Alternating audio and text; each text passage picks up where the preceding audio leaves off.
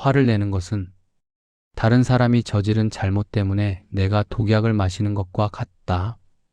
부처님께서 2500년 전에 하신 말씀입니다. 여러분, 저는 지난달 한 어르신의 장례식에 다녀왔습니다. 69세에 갑자기 돌아가신 분이었습니다. 심근경색이었습니다. 그런데 그분의 가족들이 하시는 말씀이 제 가슴을 찢었습니다. 아버지가 돌아가시기 한 달 전부터 매일 화를 내셨어요. 동생과 재산 문제로 다투시고 TV 뉴스만 보면 욕을 하시고 팝상을 엎으신 적도 있었어요. 제가 병원 가시라고 해도 안 가셨어요. 그러다가 목이 메어 더 이상 말을 잇지 못하셨습니다. 여러분께 여쭙겠습니다. 지난 일주일 동안 화를 내신 적 있으십니까? 자식 때문에, 며느리 때문에, 배우자 때문에, 혹은 세상이 불공평해서 화가 치밀어 오르지 않으셨습니까? 화를 낸 후에 속이 시원하셨습니까? 아니면 더 답답하고 괴로우셨습니까? 오늘 제가 여러분께 전하고 싶은 것은 단 한 가지입니다. 화는 남을 벌주는 것이 아니라 나를 죽이는 것입니다. 부처님께서는 이미 이 진리를 꿰뚫어 보셨고 우리에게 그 해답을 주셨습니다. 잠시 집중해 주십시오. 이 말씀이 여러분의 남은 인생을 바꿀 수 있습니다. 일부 부처님이 밝히신 분노의 정체. 부처님께서 제자들에게 하신 말씀 중에 이런 게 있습니다. 비구들이여, 분노는 마치 숯불과 같다. 그것을 집어 던지기 전에 먼저 자기 손을 태운다. 이게 무슨 뜻일까요?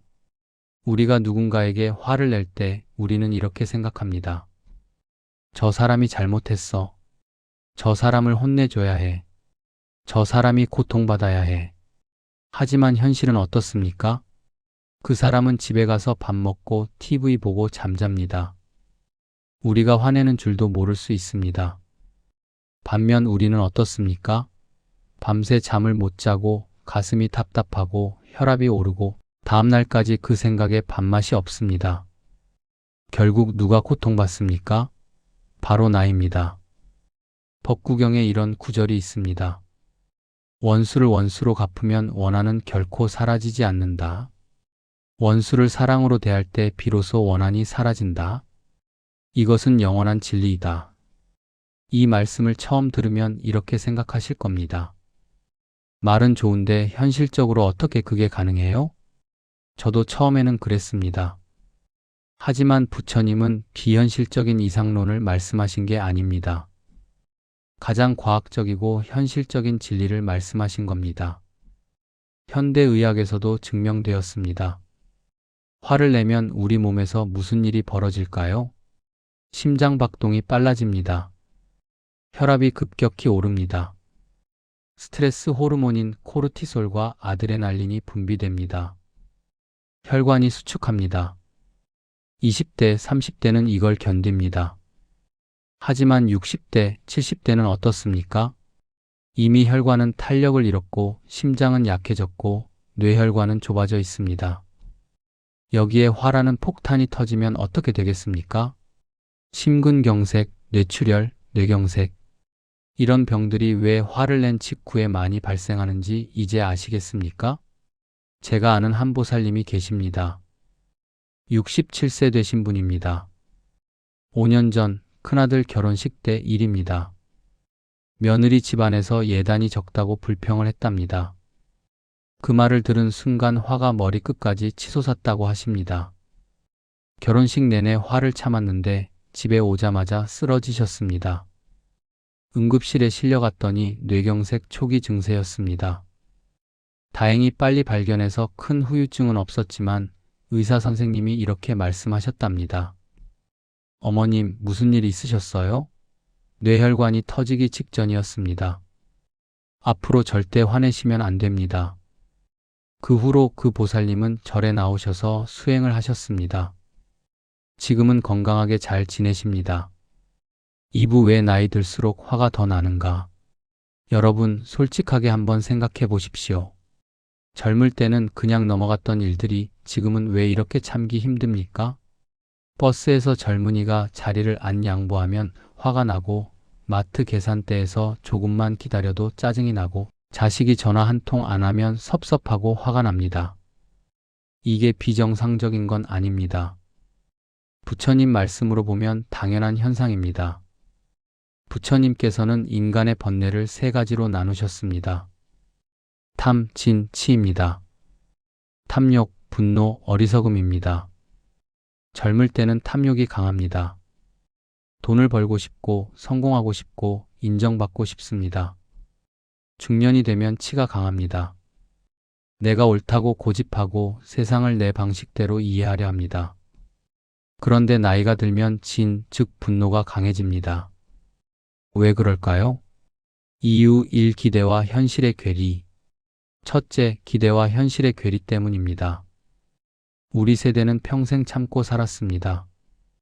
나중에 크면, 나중에 애들 다 키우면, 나중에 은퇴하면 그때는 편하게 살 수 있을 거라고 생각했습니다. 그런데 막상 나이가 드니까 어떻습니까? 자식들은 연락도 잘 안 하고, 며느리는 시어머니를 귀찮아하고, 세상은 노인을 무시하고, 몸은 아프고, 돈은 부족하고, 내가 이렇게 살려고 평생 고생한 게 아닌데, 이런 생각이 듭니다. 이게 화로 나옵니다. 이유 2. 상실감. 둘째, 상실감 때문입니다. 나이가 들면서 우리는 많은 것을 잃습니다. 건강, 지위, 경제력, 친구, 배우자. 부처님께서 말씀하신 재행무상 모든 것은 변한다는 진리를 온몸으로 경험하게 됩니다. 그런데 우리는 이 변화를 받아들이고 싶지 않습니다. 예전의 나로 돌아가고 싶습니다. 그럴 수 없다는 게 화가 됩니다. 이유 3. 두려움. 셋째, 죽음에 대한 두려움입니다. 이건 의식하지 못할 수도 있습니다. 하지만 나이가 들수록 죽음이 가까워집니다. 친구들이 하나둘 떠나고 병원 가는 일이 잦아지고 부고 소식을 자주 듣습니다. 이 두려움이 무의식적으로 불안으로, 불안이 짜증으로, 짜증이 화로 표출됩니다. 부처님께서는 이 모든 것의 근본 원인을 집착이라고 하셨습니다. 이것은 내 것이다. 나는 이래야 한다. 세상은 이래야 한다는 집착이 화를 만듭니다. 그렇다면 어떻게 해야 할까요? 3부 부처님이 가르치신 분노 다스리는 법. 이제부터가 중요합니다. 부처님께서 우리에게 주신 구체적인 방법들을 말씀드리겠습니다. 방법 1. 관찰하기 -4DSATI. 첫 번째, 내 화를 관찰하십시오. 부처님께서 가장 강조하신 수행이 4D, 즉 알아차림입니다. 화가 날 때 이렇게 해보십시오. 아, 지금 내가 화가 나는구나. 내 가슴이 답답하구나. 내 주먹이 불끈 쥐어지는구나. 이렇게 관찰만 해도 놀라운 일이 일어납니다. 화가 조금 가라앉습니다. 왜 그럴까요? 화에 휩쓸리지 않고 한 발짝 떨어져서 보기 때문입니다. 실천 방법 -호흡. 구체적인 방법을 알려드리겠습니다. 화가 날 때 숨을 깊이 들이쉬면서 속으로 말합니다. 숨을 들이쉬며 나는 화가 난 것을 압니다. 숨을 내쉬면서 말합니다. 숨을 내쉬며 나는 이 화를 진정시킵니다. 이것을 서너 번만 반복해도 마음이 달라집니다. 방법 2. 연민갖기 -자비 수행. 두 번째, 상대방을 이해하려고 노력하십시오. 부처님께서는 자비 수행을 강조하셨습니다. 누군가 나를 화나게 했을 때 이렇게 생각해 보십시오. 저 사람도 고통받고 있구나. 저 사람도 행복하고 싶은데 방법을 모르는구나. 예를 들어볼까요? 며느리가 시어머니한테 짜증을 냅니다. 화가 나시죠? 그런데 한번 생각해 보십시오. 며느리는 회사에서 상사한테 혼나고 왔을 수 있습니다. 아이가 아파서 걱정일 수 있습니다.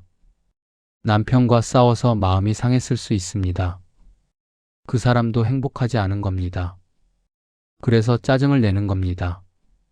이렇게 이해하면 화가 조금 줄어듭니다. 방법 3. 무상 명상하기. 세 번째, 모든 것이 변한다는 것을 기억하십시오. 화가 날 때 이렇게 생각해 보십시오. 이 화도 곧 사라질 것이다. 이 상황도 곧 지나갈 것이다. 실제로 그렇지 않습니까? 1시간 전에 화났던 일 지금 생각하면 별것 아닙니다. 하루 전에 화났던 일은 기억도 잘 안 납니다. 부처님께서는 이렇게 말씀하셨습니다. 모든 현상은 구름과 같다. 왔다가 사라진다. 화도 마찬가지입니다. 왔다가 사라집니다. 다만 우리가 그것을 붙잡고 있을 뿐입니다. 방법 4. 용서 수행. 네 번째, 용서하는 연습을 하십시오. 이게 가장 어렵습니다. 특히 우리 세대는 더 어렵습니다. 왜냐하면 용서는 패배라고 배웠기 때문입니다. 하지만 부처님 말씀은 다릅니다. 용서는 지혜로운 자의 힘이다. 용서가 왜 필요할까요? 상대를 위해서가 아닙니다. 나를 위해서입니다.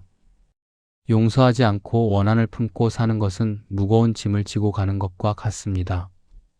그 짐 때문에 힘든 사람은 상대방이 아니라 나입니다. 한 보살님 이야기를 해드리겠습니다. 70세 되신 분인데 10년 전에 동생과 재산 문제로 다투고 연을 끊으셨습니다. 10년 동안 그 원한을 품고 사셨습니다. 그런데 작년에 동생이 암 진단을 받았다는 소식을 들으셨습니다. 처음에는 잘 됐다, 인과응보다 이런 생각이 들었다고 합니다. 그런데 그날 밤 잠이 안 왔답니다. 새벽에 절에 오셔서 기도를 하셨습니다. 그리고 동생 병원에 찾아가셨습니다. 10년 만에 만난 동생은 많이 야위어 있었습니다. 그 모습을 보는 순간 그동안의 원한이 눈 녹듯 사라졌다고 합니다. 미안하다. 형님이 잘못했다. 이 한마디에 동생이 울었답니다. 그리고 그분도 우셨답니다. 지금 두 분은 남은 시간을 함께 소중히 보내고 계십니다. 방법 5. 감사 수행. 5번째, 감사하는 마음을 기르십시오. 화가 나는 이유는 내가 받은 것보다 내가 못 받은 것에 집중하기 때문입니다. 매일 저녁 잠들기 전에 이렇게 해보십시오. 오늘 하루 감사한 일 3가지를 떠올립니다. 오늘 아침에 눈을 떴다. 감사합니다. 오늘 밥을 먹을 수 있었다. 감사합니다. 오늘 걸을 수 있었다. 감사합니다. 이렇게 작은 것에 감사하는 연습을 하면 화낼 일이 점점 줄어듭니다. 4부 실전 연습 마이너스 상황별 대처법. 자, 이제 실제 상황에서 어떻게 적용하는지 구체적으로 말씀드리겠습니다. 상황 1. 자식이 연락을 안 할 때. 많은 어르신들이 이 문제로 화를 내십니다. 내가 이렇게 키웠는데 전화 한 통 없어. 이럴 때 이렇게 해보십시오. 1단계 숨을 깊이 쉬며 아, 나 지금 서운하구나 인정하기. 2단계 자식도 바쁘겠지. 자식도 자식 나름의 고민이 있겠지 이해하기. 3단계 자식이 건강하고 잘 살고 있는 것만으로도 감사하다 감사하기. 그리고 내가 먼저 전화하십시오.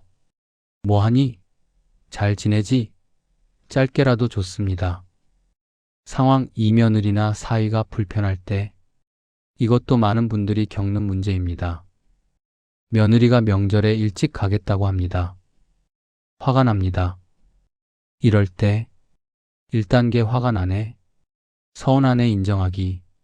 2단계 며느리도 친정 부모 보고 싶겠지 이해하기. 3단계 내 아들이 좋은 배우자 만나서 다행이다 감사하기. 그리고 이렇게 말해 보십시오. 그래, 일찍 가도 좋다. 친정 부모님께 안부 전해라. 이렇게 말하면 오히려 며느리가 마음 편해하고 관계가 좋아집니다. 상황 3. 뉴스를 보다가 화가 날 때. 정치 뉴스, 사회 뉴스 보다가 화나시죠? 이럴 때는 1단계 TV를 끕니다. 이게 제일 중요합니다. 2단계 산책을 나갑니다. 3단계 부처님 말씀을 떠올립니다. 세상은 내가 바꿀 수 없다. 하지만 내 마음은 내가 바꿀 수 있다. 상황 4. 몸이 아파서 화가 날 때. 나이 들면 여기저기 안 아픈 데가 없습니다. 이것도 화가 됩니다. 왜 나만 이렇게 아파야 하나? 이럴 때 1단계 아픈 것도 무상이다. 변한다 생각하기. 2단계 아직 숨 쉬고 있다. 걸을 수 있다 감사하기. 3단계 통증이 있을 때마다 숨을 들이쉬며 통증을 느낍니다. 숨을 내쉬며 통증을 보냅니다. 호흡하기. 오늘 제가 드린 말씀을 한 문장으로 정리하겠습니다. 화는 내가 선택하는 것입니다. 누가 나를 화나게 하는 게 아닙니다. 내가 화를 내기로 선택하는 겁니다. 그렇다면 화내지 않기로도 선택할 수 있습니다. 부처님께서 열반에 드시기 전 마지막으로 하신 말씀이 있습니다. 모든 것은 변한다. 게으르지 말고 정진하라. 우리에게 남은 시간이 얼마나 될까요? 10년? 20년? 30년? 그 소중한 시간을 화내며 보내시겠습니까? 아니면 평화롭게 보내시겠습니까? 선택은 여러분의 것입니다. 오늘부터 한 가지만 실천해 보십시오. 매일 저녁 잠들기 전에 이렇게 되뇌어 보십시오. 오늘 하루 나는 화를 내지 않았다. 혹은 화를 냈어도 빨리 내려놓았다. 잘했다. 이것만 한 달만 해보십시오. 여러분의 삶이 변할 것입니다. 여러분 모두 화에서 자유로워지시길 기원합니다. 여러분 모두 평화로운 노년을 보내시길 기원합니다. 여러분 모두 건강하고 행복하시길 기원합니다. 감사합니다. 오늘 영상이 도움이 되셨다면 좋아요와 구독 부탁드립니다. 그리고 주변에 화 때문에 힘들어 하시는 분이 계시다면 이 영상을 공유해 주십시오.